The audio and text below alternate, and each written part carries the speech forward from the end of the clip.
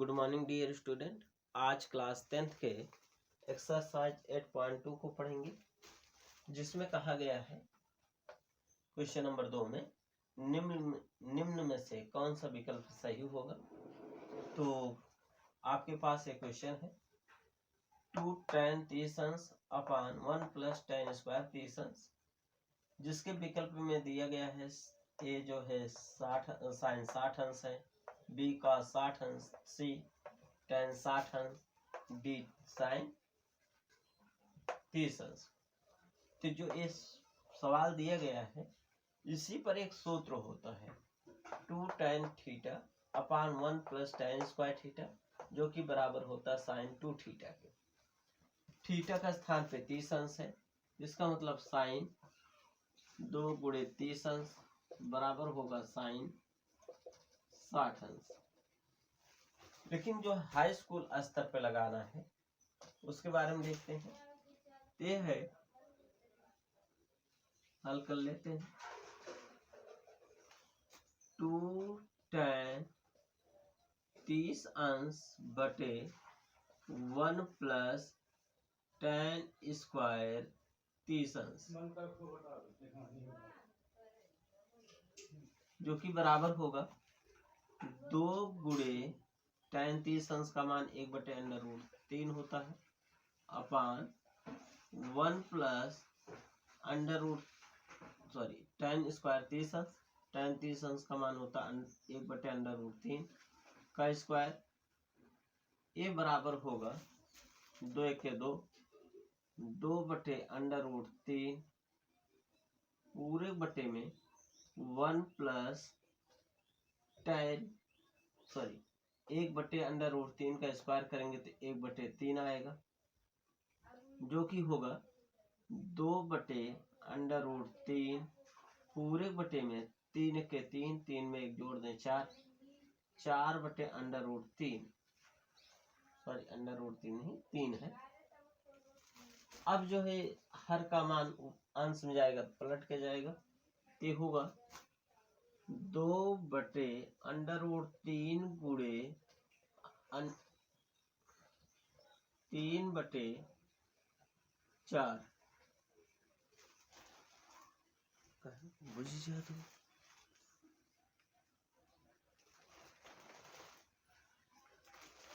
अब जो है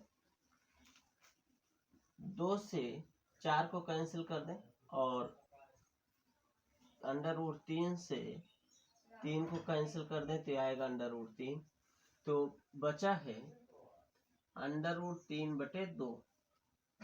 देखो विकल्प में कहीं नहीं मैच कर रहा है, लेकिन अगर देखो तो किसका मान है, साइन जो है sin 60 अंश का मान है, तो ये किसके बराबर है, sin 60 अंश के बराबर है, इसलिए जो है sin 60 अंश सही हो जाएगा।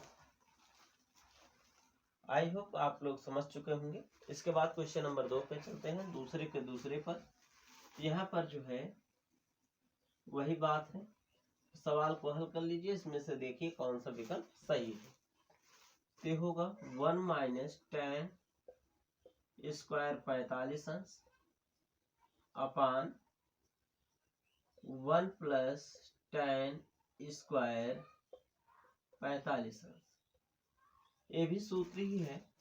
अगर 1 - tan square theta upon 1 + tan square theta रहे तो जानते रहे cos 2 थीटा के बराबर होता है। ये जो है cos 2 थीटा के बराबर होता है। तो देखें cos 2 × 45 अंश, अगर 45 अंश से गुणा करते हैं तो cos 90 अंश आता है। cos 90 अंश का मान जो होता है वो क्या होता है, 0।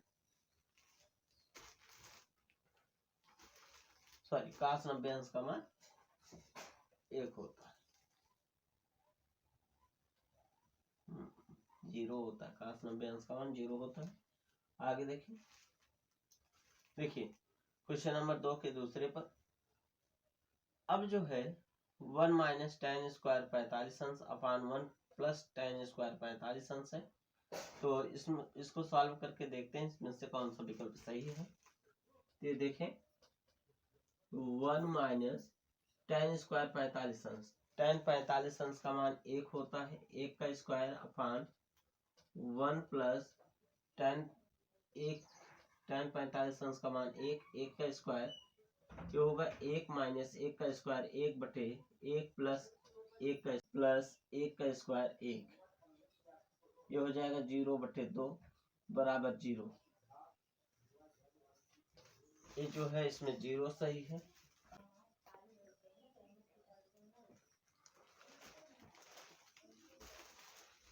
इसके बाद जो है क्वेश्चन नंबर दूसरे के तीसरे पर चलते हैं। इसमें जो क्वेश्चन है और ये विकल्प है, इस क्वेश्चन के बराबर इसमें से कौन सा विकल्प होगा ये आपको बताना है। तो सॉल्व करेंगे। ये होगा 2 tan 30 अंश बटे 1 माइनस tan स्क्वायर 30 अंश। अगर इसमें जो है tan 30 अंश का मान रख देते हैं तो होगा 2 गुणे tan 30 अंश का मान 1/√3 बटे 1 माइनस 1/√3 का स्क्वायर। ये हो जाएगा 2 का गुणा 1 में 2/√3 पूरे बटे में 1 माइनस 1 का स्क्वायर 1/√3 का स्क्वायर 3, जो कि सॉल्व होकर के आएगा 2/√3 पूरे बटे में 3 के 3 में से घट गया 2/3, ये होगा 2/√3 गुणे ये जो हर का मान है ऊपर जाकर पलटेगा तो 3 बटे आएगा 2 से 2 कैंसिल, √3 से 3 को कैंसिल करेंगे तो √3 बचेगा, √3। अब देखो विकल्प में कहीं भी √3 नहीं दिख रहा है, इसलिए जो √3 मान आया है इसमें से किसके मान के बराबर है। तो आप जानते हैं tan 60 अंश का मान होता है √3, tan 60 अंश बराबर होगा √3। इससे जो है ये विकल्प आप प्राप्त कर लेते हैं। आपको समझ में आया होगा। इसके बाद जो है क्वेश्चन नंबर 2 के चौथे क्वेश्चन को देखते हैं। इसमें भी दिया गया है यह sin 2a बराबर 2 sin a, तो a का मान क्या होगा, यानी a के किस मान पर sin 2a का मान 2 sin a के बराबर होता है। तो सॉल्व कर लेते हैं।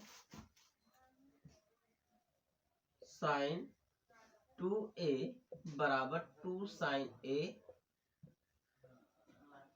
जो कि आप लोग जानते हैं sin 2a का सूत्र 2 sin a into cos a बराबर 2 sin a।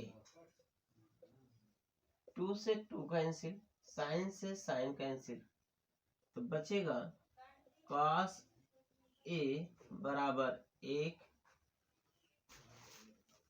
तो ये हो जाएगा cos a बराबर cos 0 अंश, क्योंकि cos 0 अंश का मान 1 होता है। तो कोण की तुलना करेंगे तो आएगा a बराबर 0 अंश। हमें विश्वास है कि आप क्वेश्चन अच्छे से समझे हैं।